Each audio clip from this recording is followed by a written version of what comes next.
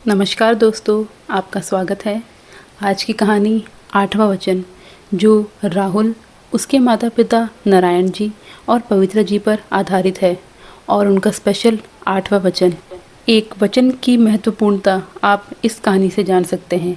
आइए सुनिए मेरी ज़ुबानी। आज बहुत दिनों के बाद मौसम सुहाना हुआ था। लंबी गर्मी से निजात पाकर बारिश और चिपचिपाते मौसम के बाद हल्की ठंड की शुरुआत और गुनगुनी धूप से मन प्रफुल्लित होने लगता है। इस समय मौसम बड़ा सुहाना होता है और साथ ही साथ त्योहारों की शुरुआत से उत्सव जैसा माहौल बन जाता है। ऐसे मौसम में सुबह सुबह हल्की धूप में बैठकर गरम गरम आलू के पराठे और चाय नाश्ता करने से तो मन तृप्त हो गया। तो नारायण जी और उनकी पत्नी पवित्रा जी सुबह का नाश्ता करने के बाद घर का रोज़मर्रा का काम समेटने लगे। घर के पास वाली मार्केट में चले गए। खरीदारी करके वापस लौटते लौटते दोपहर के 2 बज चुके थे।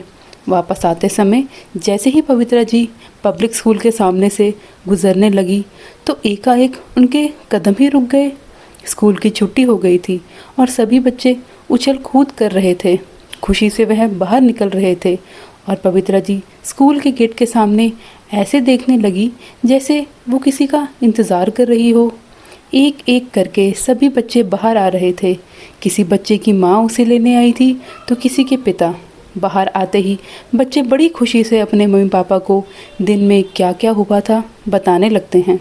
सभी बच्चे माता पिता के चेहरे पर एक इत्मीनान सा दिखाई दे रहा था।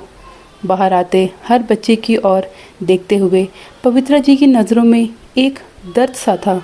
ऐसा लग रहा था जैसे कल ही की बात हो जब रोज़ सुबह शाम पवित्रा जी अपने बेटे राहुल को स्कूल छोड़ने व लेने आया करती थी। तभी नारायण जी बोले, क्या पवित्रा, तुम फिर यहीं रुक गई?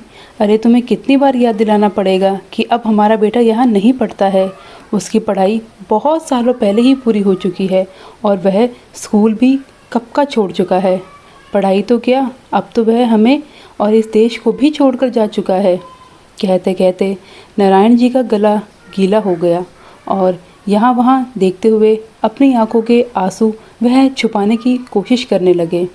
जानती हूँ, लेकिन फिर भी ना जाने क्यों हर बार स्कूल के सामने से गुजरते हुए पाँव अपने आप रुक जाते हैं, इस उम्मीद में कि कभी मेरा बच्चा आएगा और खुशी से माँ माँ पुकारते हुए मेरे सीने से लग जाएगा। पवित्रा जी ने कहा। यह सुनकर नारायण जी कुछ पल के लिए तो खामोश हो गए। तो पवित्रा जी बोली, बहुत याद आते हैं राहुल की, आपको भी तो आती होगी ना। इस बात पर नारायण जी उन्हें समझाते हुए बोले, अरे पवित्रा, कब समझोगी तुम? बच्चे जब स्वयं बच्चों वाले हो जाते हैं तो मान लेना चाहिए कि वे बड़े हो चुके हैं। उनके कर्तव्य और अधिकार बदल जाते हैं। फिर हम यहाँ अकेले कहाँ हैं? हम तुम 2 हैं ना, 2 जान साथ खड़े हो जाओ तो 2 नहीं 11 होते हैं।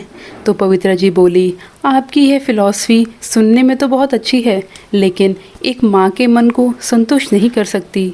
मन की उदासी पवित्रा जी के कंठ को अवरोध कर रही थी।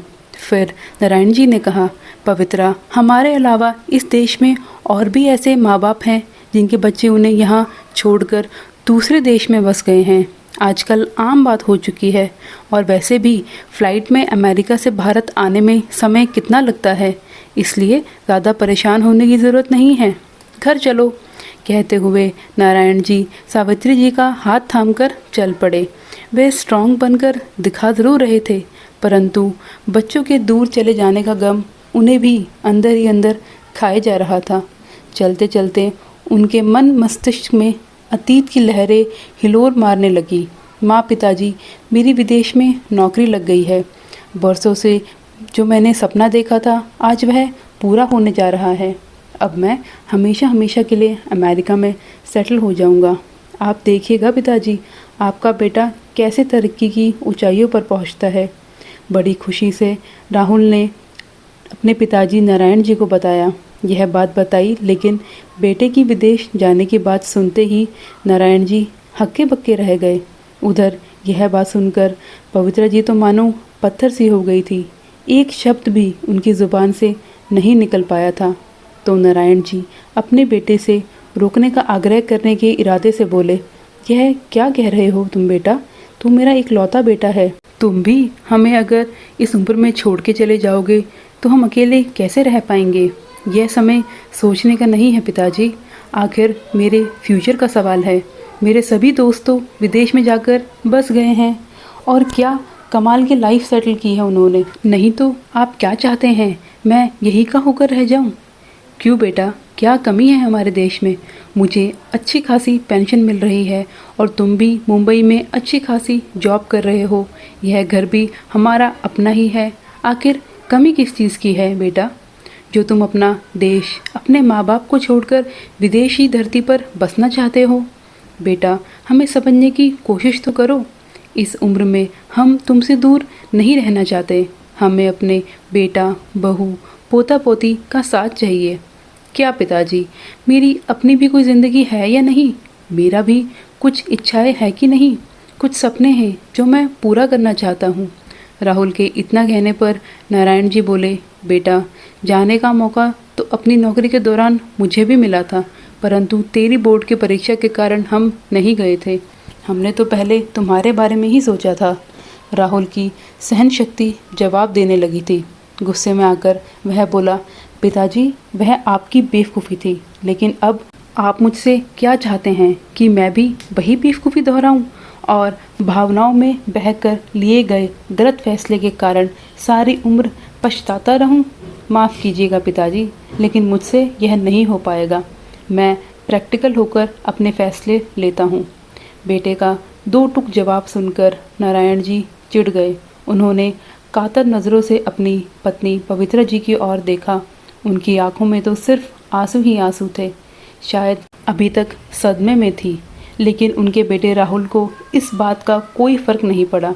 विदेश में सुनहरे भविष्य की लालसा ने उसके पंख लगा दिए थे। माता पिता के चेहरे पर आई चिंता की लकीरों को नज़रअंदाज करके आखिरकार वह चला ही गया। वह अपनी पत्नी और बच्चों को लेकर बूढ़े माँ बाप को अकेला ही छोड़कर विदेश में जाकर बस गया। पुरानी बातों को याद करते करते नारायण जी घर के बाहर पहुंच गए। उन्हें पता ही नहीं चला। सामान का थैला घर के बाहर दरवाजे पर रखते हुए नारायण जी ने पवित्रा जी की ओर हाथ बढ़ाया तो पवित्रा जी, चाबी दो। लेकिन पवित्रा जी ने कोई हरकत नहीं की।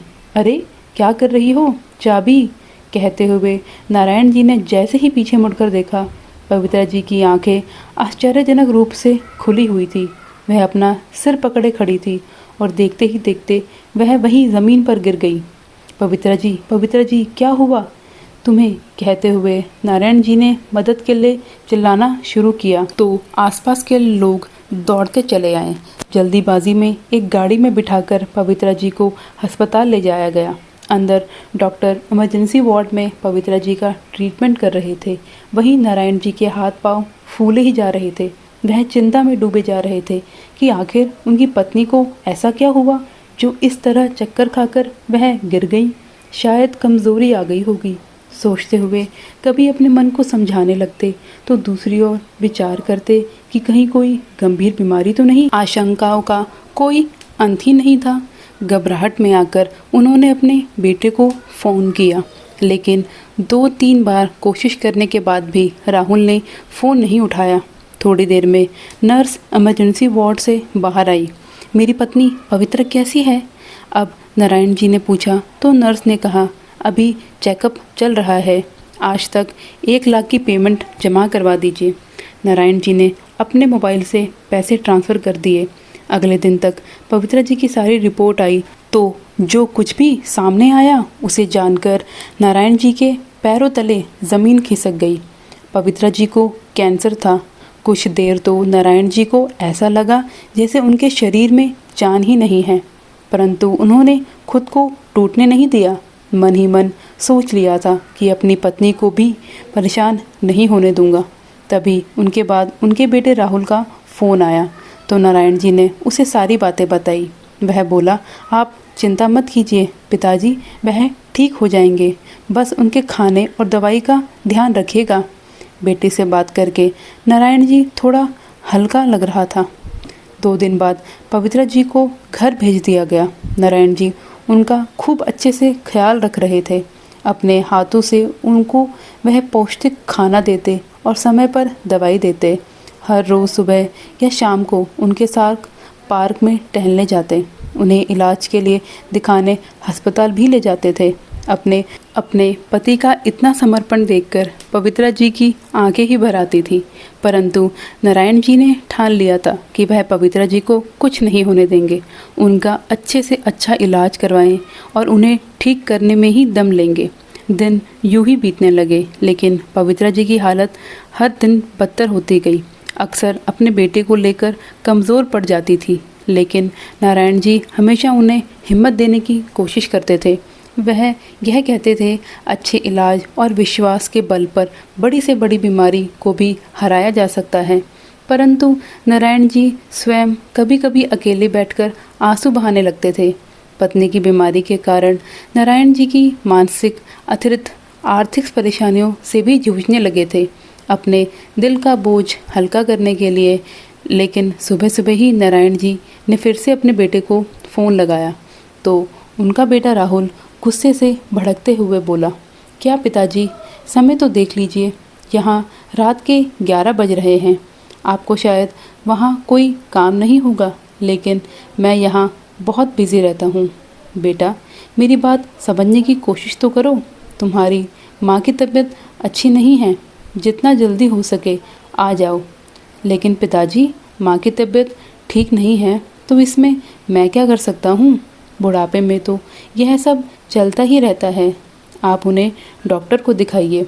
वैसे भी मेरी वहाँ आ जाने से उनकी बीमारी तो ठीक नहीं हो जाएगी ना। और छोटी मोटी बातों के लिए मुझे फ़ोन कर कर के परेशान मत किया करो। ज़्यादा ज़रूरी हो तो मुझे व्हाट्सएप पर मैसेज कर दिया करो, मैं खुद आपको कॉल करूँगा। अब फ़ोन रखता हूँ, सुबह मुझे ऑफिस के लिए जल्दी निकलना है। नारायण जी ने फ़ोन रखा ही था, तभी अंदर से आवाज़ आई, क्या हुआ जी? राहुल से बात कर रहे थे क्या? मेरी भी बात करवा दी होती। अपने कमरे में लेटे हुए पवित्रा जी बोली तो नारायण जी अंदर आए और चेहरे पर हल्की सी हंसी लाते हुए बोले, मुझे तो ध्यान ही नहीं रहा कि इस समय वहाँ रात है। वह सब लोग सो रहे थे, बेवजह उन्हें डिस्टर्ब कर दिया। मैं तुम्हारी कल बात करवा दूंगा। वैसे क्या कहा राहुल ने, कब आएगा वह भारत मुझसे मिलने? पवित्रा जी ने इस प्रश्न पर नारायण जी सोच में पड़ गए। फिर हड़बड़ाते हुए बोले, हाँ, छुट्टियाँ लेने की कोशिश कर रहा है। जैसे ही छुट्टी मिल जाएगी दौड़ा दौड़ा तुमसे मिलने आ जाएगा। नज़र चुराते हुए नारायण जी ने अपनी बात कहकर तुरंत कमरे से बाहर चले गए। अपनी पत्नी से ज़्यादा देर तक सच छुपाना उनके बस में नहीं था। थोड़ी ही देर में पवित्रा जी की कराहने की आवाज़ आने लगी। नारायण जी जल्दी से उठकर उनके पास गए तो वहाँ जाकर देखा कि पवित्रा जी की हालत बहुत ही ज़्यादा ख़राब लग रही थी। उन्होंने तुरंत टैक्सी बुलाई और पवित्रा जी को अस्पताल लेकर गए। कुछ देर बाद डॉक्टर साहब ने नारायण जी को अपने पास बुलाया और उस समय पवित्रा जी तो सो रही थी। देखिए मिस्टर नारायण, पवित्रा जी की हालत बहुत गंभीर होती जा रही है। उनका बोन मैरो ट्रांसप्लांट करवाने की ज़रूरत है। ठीक है डॉक्टर साहब, मैं बोन मैरो डोनेट करने के लिए तैयार हूँ। डॉक्टर ने कहा, नहीं मिस्टर नारायण, आपका बोन मैरो मैच नहीं होगा। आपका बेटा या बेटी बोन मैरो डोनेट कर सकता है या फिर पवित्रा जी के परिवार के यानी कि उनके भाई बहन में से कोई भी। लेकिन डॉक्टर साहब, हमारा बेटा तो अमेरिका में रहता है। ठीक है, मैं अपने बेटे से इस बारे में बात करता हूँ, लेकिन मिस्टर नारायण जल्दी कीजिएगा। बोन मैरो ट्रांसप्लांट एक लंबा प्रोसेस होता है। हमारे पास समय बहुत कम है। इसमें कम से कम 25 से 30 लाख रुपए का खर्चा भी आ जाएगा। समय पर अगर ट्रांसफ़र हो जाता है तो 50% से अधिक चांस हैं उनके बचने के। नहीं तो क्या डॉक्टर साहब? नारायण जी ने पूछा तो डॉक्टर ने कहा, नहीं तो आप अपनी पत्नी को नहीं बचा पाएंगे। अपनी पत्नी से दूर जाने के ख्याल मात्र से ही नारायण जी अंदर तक सिहर गए। तभी डॉक्टर ने कहा, और ध्यान रखिएगा कि आपको उनकी दवाई का खास ख्याल रखना है। एक टाइम की दवाई भी छूटनी नहीं चाहिए, नहीं तो कुछ भी हो सकता है। थोड़ी देर बाद नारायण जी पवित्रा जी को अपने साथ अपने घर ले गए। अगले दिन उन्होंने अपने बेटे को फ़ोन लगाया तो फ़ोन उठाते ही बेटा भड़क पड़ा। पिताजी, मैंने आपसे कहा था ना, बार बार मुझे डिस्टर्ब मत कीजिएगा। वह तो ठीक है बेटा, लेकिन तुम्हारी माँ। अरे पिताजी बंद कीजिए, माँ की बीमारी के नाम पर मुझे ब्लैकमेल करना प्लीज़। फिर झिझकते हुए नारायण जी बोले, यह है दरअसल बेटा कि तुम्हारी माँ के इलाज के लिए मुझे पैसे चाहिए। मेरे पास जितने भी पैसे थे वह दवाइयों में खर्च हो गए। पेंशन आने में तो अभी बहुत दिन बाकी है और पेंशन भी इतनी तो नहीं है कि उसी के भरोसे इलाज जारी रखा जा सके। अरे पिताजी, इतना बड़ा घर है, वो कब काम आएगा? आप घर को बैंक में गिरवी रखकर बैंक से पैसे ले लीजिए। मुझे आपके घर की कोई ज़रूरत नहीं है, लेकिन बेटा इस काम में तो समय लग जाएगा और हमारे पास। तभी पिताजी को बात काटते हुए राहुल बोला, देखिए पिताजी, समझने की कोशिश कीजिए, मैं अभी बिज़ी हूँ। आपको जो कुछ भी कहना हो एसएमएस कर देना, पैसे भेजने की उम्मीद मत कीजिएगा। इतना कहकर उसने फ़ोन पटक दिया। बेटे की ऐसी बात सुनकर नारायण जी खुद ही बोल उठे, माँ बाप यदि सपने में भी अपने बच्चों को तकलीफ़ में देखते हैं तो तिलमिला उठते हैं, लेकिन क्या माँ बाप को इतने कष्ट देने के बाद भी बच्चों से रत्ती भर भी तिलमिलाहट का एहसास नहीं पनपता? बड़े होकर अपने ही बच्चे कैसे इतने स्वार्थी और पत्थर दिल हो जाते हैं। काफ़ी देर तक कुछ विचार करते हुए कुर्सी पर यूं ही बैठे रहे। अपनी ठुड्डी को अपनी हथेली पर टिकाए नारायण जी को अपने बेटे की बातें किसी पेन दर्द की अनुभूति करा रही थी। उनकी आंखों से झरझर आंसू निकलते जा रहे थे। नारायण जी ने उठकर अपना चेहरा धोया और चेहरे पर एक नकली सी मुस्कान लेकर पवित्रा जी के पास दवाई लेकर आ गए। कितना ख्याल रखते हो आप मेरा, इस वक्त भी दवाई नहीं भूलते? नहीं पवित्रा, ख्याल तो हमेशा तुमने मेरा रखा है। जानती हो, आज पूरे 40 साल हो गए हैं तुम्हें यह सब करते करते, नारायण जी ने कहा तो पवित्रा जी हैरान होते हुए बोली, अरे हाँ, यह तो मैं भूल ही गई थी, आज हमारी शादी की सालगिरह है। तो नारायण जी ने कहा, हाँ पवित्रा, मुझे आज भी याद है वह दिन जब दुल्हन बनकर तुम इस घर में आई थी। तो पवित्रा जी मुस्कुरा उठी और बोली, उस दिन से लेकर आज तक हम अपनी शादी की सालगिरह को कितने प्यार और उत्साह के साथ सेलिब्रेट करते आए हैं। पिछली सालगिरह पर तुमने मुझे लाल रंग की साड़ी खरीद कर दी थी। हाँ पवित्रा, लाल रंग की साड़ी तुम्हारे गोरे चेहरे को और भी खूबसूरत बना देती है।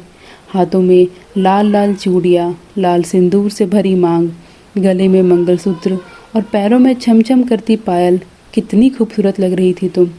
पवित्रा जी मुस्कुराते हुए बोली, पता है, मेरी उम्र की बाकी सभी औरतें कहती हैं हमने बहुत कर लिया सजना संवरना, इस उम्र में क्या अच्छा लगता है यह सब।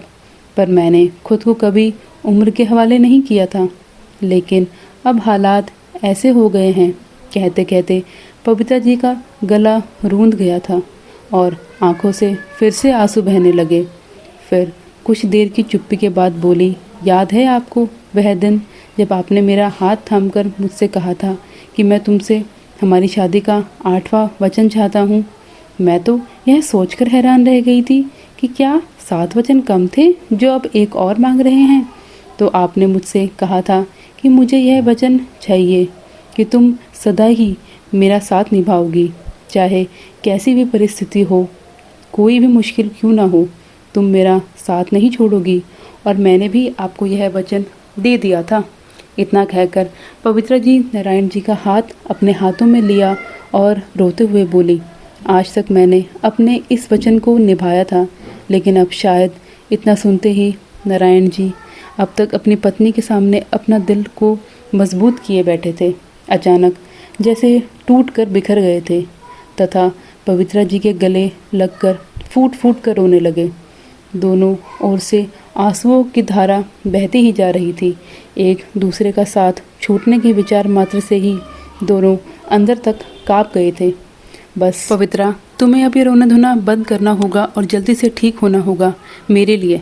लो, जल्दी से खाली पेट की दवाई खा लो, फिर नाश्ता भी तो करना है। कहते हुए नारायण जी ने पवित्रा जी को दवाई दी। जब जाने लगे तभी पीछे से उनका हाथ थामते हुए पवित्रा जी बोली, बहुत परेशानी उठानी पड़ रही है ना आपको मेरी वजह से। क्या करूँ, मेरा भी आपको छोड़ के जाने का दिल नहीं करता है। तुम कहीं नहीं जाओगी पवित्रा, एकदम ठीक हो जाओगी। फिर पवित्रा जी ने कहा कि आपकी राहुल से बात हुई नहीं? नहीं, कुछ देर पहले फ़ोन किया था, उसने फ़ोन नहीं उठाया, ऑफिस में बिज़ी होगा। यह क्या बात हुई? ऐसा भी क्या बिज़ी हो गया कि बीमार माँ का हालचाल जानने के लिए भी उसके पास समय नहीं है? उसे फ़ोन लगाए ना, एक बार बात करनी है। उसे नहीं पवित्रा, शायद अभी वह बिज़ी होगा, मैं कल बात करवा दूँगा। क्या आप भी हर रोज़ कल कल कहकर बात को टाल देते हो? एक बार तो बात करवा दीजिए। उससे बात करने से मेरा दिल बहुत हल्का हो जाएगा। हो सके तो वीडियो कॉल पर बात करवा दीजिए। उसके साथ साथ बच्चों का चेहरा भी देखने को मिल जाएगा। नारायण जी ने अपने बेटे को वीडियो कॉल लगाया, लेकिन कोई जवाब नहीं आया। पवित्रा जी के बार बार ज़िद करने पर नारायण जी ने फ़ोन लगाया तो दूसरी ओर से आवाज़ आई, आखिर आप लोग चाहते क्या हैं मुझसे? सारे काम छोड़कर क्या मैं सारा दिन आपके साथ फ़ोन पर ही बात करता रहूं? मैंने आपको कितनी बार कहा है कि मुझे आपका फ्लैट नहीं चाहिए। आप उस पर बैंक से लोन ले सकते हो और जो मन में आए वो कर सकते हो। यह सुनकर नारायण जी ने फ़ोन कट कर दिया और बोले, पवित्रा, राहुल ने कहा है कि उसे बहुत काम है, जब वह फ्री होगा तो अपने आप फ़ोन कर लेगा। मैंने तुम्हें कहा था ना कि वह बिज़ी होगा, लेकिन तुम मानती कहाँ हो। खाना खा लो, दवाई लेने का समय हो रहा है। पवित्रा उनके मन के भाव ताड़ गई थी। उनके कंधे पर हाथ रखते हुए बोली, कोई बात नहीं जी, आप उदास मत होइए, क्योंकि अपनी ज़िंदगी है, अपने पैरों पर खड़ा है, खुश है, इससे ज़्यादा हमें और क्या चाहिए। उसकी खुशियों में ही हम अपनी खुशी को तलाशना चाहिए। वह काम में व्यस्त रहता होगा ना, तो ज़बरदस्ती उसे यहाँ बुलाकर हम उसकी तरक्की में बाधा क्यों डालें? अपनी आंखों के आंसू छिपाने का प्रयास करते हुए पवित्रा जी ने कहा और दवाई लेने के लिए अपना हाथ आगे बढ़ा दिया। फिर कुछ देर बाद पानी का गिलास वापस लेते हुए बोली, एक इच्छा है मेरी, वादा करो उसे ज़रूर पूरा करोगे। मैं चाहती हूँ कि मेरे मरने के बाद मेरा अंतिम संस्कार राहुल के हाथों ही हो, मेरी चिता को आग राहुल ही दे। पवित्रा, तुम क्या कह रही हो ये? पवित्रा, तुम कहीं नहीं जा रही हो, कांपते के स्वर से नारायण जी ने कहा। बोली, अजी अब रहने भी दीजिए, मुझे सब मालूम है। जिस समय डॉक्टर साहब आपको मेरी हालत के बारे में बता रहे थे, उस समय मैं सोई नहीं थी, सब सुन लिया था मैंने। यह बात सुनते ही नारायण जी आश्चर्यचकित रह गए। पवित्रा जी बोली, बस मुझे यह वचन दो कि मेरी अंतिम इच्छा ज़रूर पूरी करोगे। नहीं पवित्रा, तुम जानती हो इस इच्छा को पूरा करना मेरी बस की बात नहीं है। मैं नाश्ता लेकर आता हूँ, नारायण जी ने कहा और रसोई घर में चले गए। वहाँ जाकर वह जी भर कर रोए। पवित्रा जी की बिगड़ती हालत उन्हें परेशान की जा रही थी। दिल में हर क्षण एक अनजाना सा डर लगने लगा था। 2 दिन बीते तो नारायण जी के मोबाइल की बेल बजी। उनके बेटे का फ़ोन था। बड़ी उत्सुकता से उन्होंने फ़ोन उठाया। पिताजी, मैं इंडिया आ रहा हूँ। सुनते ही नारायण जी का चेहरा खिल उठा। वो बोला, कब आ रहा है तू? बस पिताजी, 4 दिन बाद वहाँ पहुँच जाऊँगा। अच्छा तो ठीक है, मैं डॉक्टर से अपॉइंटमेंट ले लेता हूँ। नारायण जी के मन में एक आस जगी तो राहुल बोला, लेकिन पिता जी, मैं मुंबई आ रहा हूँ तो इसमें डॉक्टर का क्या मतलब है?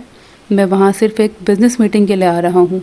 हालांकि थोड़ी मुश्किल तो होगी, पर थोड़ा समय निकाल कर आप लोगों से मिलने भी आ जाऊँगा। और हाँ पिताजी, मुंबई में ही मेरा एक दोस्त बैंक मैनेजर के पद पर है। घर को गिरवी रखकर लोन लेने के बारे में मैंने उससे बात की है। उसने कहा है कि जल्द से जल्द वह काम करवा देगा। अब मैं आ ही रहा हूँ तो बैंक के लोन लेने संबंधी सारी औपचारिकताएं भी करवा लेते हैं। आप घर के कागज़ पहले ही निकाल कर रखना। मैं चाहता हूँ कि बैंक की कागजी कार्रवाई मेरे सामने ही हो, ताकि आप लोगों को पैसों से संबंधित सारी दिक्कतें दूर हो जाएं और साथ साथ मेरी परेशानियां भी। कहते हुए उसने फ़ोन रख दिया। बेटे की बात सुनकर नारायण जी को विश्वास ही नहीं हुआ। नारायण जी के विश्वास का एक और पहलू आज दम तोड़ चुका था। दिल और दिमाग का कोई भी हिस्सा यह मानने को तैयार ही नहीं था कि कोई बेटा इतना भी स्वार्थी हो सकता है। उनकी आंखें लाल थी। ऐसा प्रतीत होता था मानो उन आंखों से अभी लहू की बूंदें टपकने लगेगी। लेकिन कुछ ही देर में खुद को संभालते हुए अपनी आंखों के आंसू पोंछे और फिर से चेहरे पर मुस्कुराहट का मुखौटा पहनकर पवित्रा जी के पास गए और बोले, जानती हो पवित्रा, तुम्हारा बेटा आ रहा है इंडिया। इतना सुनते ही पवित्रा जी की आंखों में चमक आ गई और मुस्कुराते हुए बोली, क्या आप सच कह रहे हैं ना? हाँ पवित्रा, झूठ बोलकर मुझे क्या मिलेगा भला। अच्छा तो कब आ रहा है? वह बच्चे भी आएंगे ना उनके साथ? 4 दिन बाद ही यहाँ पहुँच जाएगा, लेकिन अकेला आएगा। दरअसल उसकी मुंबई में एक मीटिंग है जिसके चलते वह इंडिया आ रहा है। वह मीटिंग ख़त्म करने के बाद कुछ समय के लिए हमसे मिलने भी आ जाएगा। क्या कुछ समय के लिए? पवित्रा जी की मुस्कुराहट पल भर में निराशा में तब्दील हो गई। पवित्रा जी क्या करे, बहुत व्यस्त रहता है हमारा बेटा। अच्छा तुम्हारी दवाई का समय हो रहा है, मैं खिला देता हूँ। अरे नहीं, दवाई मैं खा लूँगी, पानी पास में ही रखा है, पवित्रा जी ने कहा। ठीक है पवित्रा, दवाई खाकर सो जाओ, रात बहुत हो गई है, ज़्यादा देर तक जागना तुम्हारी तबीयत के लिए अच्छा नहीं होगा, नारायण जी ने कहा। लेकिन पवित्रा जी की आंखों से नींद कोसों दूर हो चुकी थी। मन मस्तिष्क में विचारों की तीव्र आंधियां चल रही थी। 3-4 दिन बाद राहुल अपने दोस्त के साथ घर पहुंचा तो देखा नारायण जी बाहर आंगन में ही बैठे थे। उसे देखते ही उनके चेहरे पर खुशी छा गई। आ गया बेटा तू, तेरी माँ तेरा कब से इंतज़ार कर रही है, नारायण जी ने उत्साहित स्वर में कहा। परंतु उस बात का कोई भी जवाब ना देते हुए औपचारिकतावश अपने पिता के पैर छुए और बोला, राहुल मैंने आपको बताया था ना पिताजी, मेरा एक दोस्त है जो बैंक मैनेजर है, आपके मकान के कागज़ तो निकाल के रखे होंगे ना। अब जल्दी से जल्दी अंदर जाइए और कागज़ दिखाइए, बड़ी मुश्किल से समय निकाल कर आ पाया है ये, अब जल्दी करिए। बेटा अपनी माँ से नहीं मिलेगा, नारायण जी ने पूछा। पिताजी उनसे भी मिल लेता हूँ। नारायण जी घर के अंदर आए तो राहुल चलते हुए उनके पीछे पीछे आया। देखो पवित्रा, तुम्हारा बेटा आया है तुमसे मिलने, और तुम सो गई। पवित्रा जी देखो तो कौन आया है, कितने दिनों से इंतज़ार कर रही थी तो इस पल का, तुम्हारा बेटा तुम्हारे सामने खड़ा है। कहते हुए नारायण जी ने पवित्रा को जगाने की कोशिश करी, लेकिन पवित्रा जी ने आंखें नहीं खोली। बोलती क्यों नहीं, राहुल ने ज़ोर से पुकारा, पर उसकी आवाज़ सुनकर पवित्रा जी की नींद ही नहीं जागी। नारायण जी को एहसास हो गया कि बेटे को देखने के लिए पल पल तरसती माँ की आंखें हमेशा हमेशा के लिए बंद हो चुकी थी। राहुल वही घुटनों के बल बैठ गया और माँ माँ पुकारते हुए रोने लगा। इधर नारायण जी के तो दुख की सीमा ही नहीं रही। पत्नी के जाने के बाद गम में फूट फूट कर रोने लगे और सारी पुरानी बातें उन्हें याद आ रही थी। कुछ देर बाद पड़ोस के लोग भी आने लगे। पवित्रा जी के मृत शरीर को ज़मीन पर लेटा दिया गया। तभी अचानक वह जल्दी से उठी और कमरे में जाकर बिस्तर को खंगालने लगे, लेकिन जैसे ही तकिया उठाकर देखा तो उनके पैरों तले ज़मीन खिसक गई, क्योंकि वहाँ पिछले 4 दिनों की सारी दवाई पड़ी। तभी उन्हें याद आया डॉक्टर की यह बात, जब डॉक्टर ने कहा था कि एक वक्त की दवाई भी छोड़नी नहीं चाहिए, नहीं तो कुछ भी हो सकता है। फिर मन ही मन बोले, राहुल के आने की खबर सुनने के बाद भी मैं उसे दवाई देने लगा था तो कहती थी मैं दवा खा चुकी हूँ, लेकिन सारी दवाई तो वो तकिए के नीचे रखती थी। इसका मतलब 4 दिन से पवित्रा ने कोई दवाई नहीं ली थी। फिर नारायण जी का दिमाग चकराने लगा। दवाई के पास में ही एक कागज़ रखा था। बड़ी बेचैनी से नारायण जी ने वह कागज़ उठाया जिस पर पवित्रा जी ने लिखा था, मुझे मालूम है आप यह पत्र पढ़ रहे होंगे। उस समय तक मैं इस दुनिया में नहीं रहूँगी, हो सके तो मुझे माफ़ कर देना। आपका दिया हुआ वह वचन मैं तोड़कर हमेशा हमेशा के लिए आपसे दूर जा रही हूँ, लेकिन मेरी भी मजबूरी थी। सिर्फ कुछ घंटे के लिए तो हमारा राहुल हमारे पास आ रहा था, अपनी अंतिम इच्छा पूरी करने का। इसके अलावा मेरे पास और कोई रास्ता नहीं था। पत्र पढ़ते ही नारायण जी के मन मस्तिष्क में भूचाल सा आ गया था। शरीर कांपने लगा, ज़मीन पर बैठ गए और उनकी आंखों से आंसुओं का सैलाब बहने लगा। राहुल नारायण जी के कंधे पर हाथ रखते हुए बोला, पिताजी संभालिए अपने आप को, परंतु राहुल ने अपने पिता के कंधे पर हाथ रखा। उसी समय उनकी गर्दन झूल गई और वो बेजान हो चुके थे, इस दुनिया से चले गए थे पवित्रा जी के साथ वचन निभाने के लिए। तो दोस्तों, इस कहानी का अंत कुछ सुखद नहीं था।